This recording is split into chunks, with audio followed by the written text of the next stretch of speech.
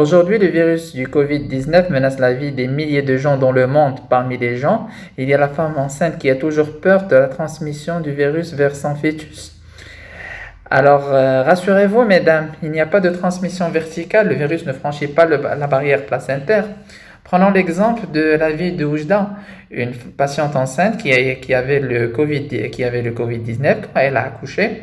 Le bébé, il était indemne de toute malformation et les analyses biologiques n'ont pas révélé la présence d'une infection par le Covid-19.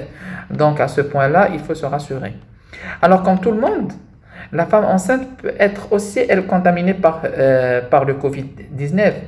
Cette menace-là peut entraîner une certaine angoisse, certains stress.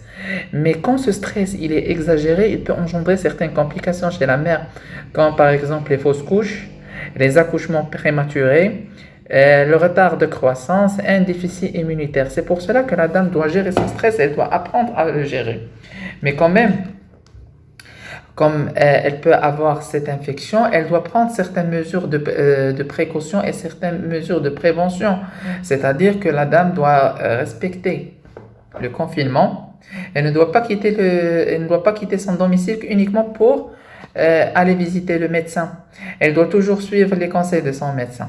Et quand elle veut quitter son domicile, elle doit toujours porter un masque sur son visage, très bien laver les mains avec de l'eau et du savon ou bien un gel hydroalcoolique. Elle doit toujours respecter les horaires des rendez-vous pour éviter les encombrements dans les salles d'attente.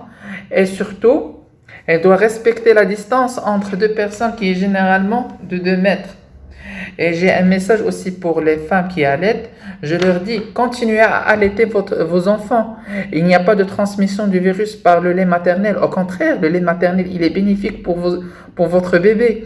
Il a un rôle dans la croissance et il a un rôle pour son développement immunitaire. Alors donc, continuez à allaiter. Et un dernier message, je vous dis, il faut toujours prévenir mieux que guérir.